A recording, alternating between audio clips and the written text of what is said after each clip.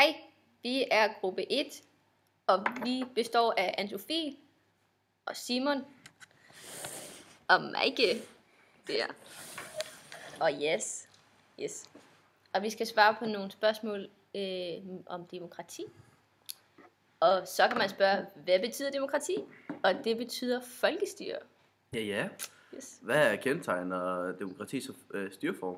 Det er så folkeafstemning og folketingsvalg, og folk har valgt en form for leder. Ja. Og hvorfor er demokrati sejret i mange lande? Og der kan man jo så snakke om, at der har været meget enevælde, og det har man været rigtig træt af som bønder og folket under, fordi at man ikke har haft noget at sige, og har levet under dårlige vilkår. Og så er demokrati lidt federe, fordi at der har man ligesom noget at sige, og kan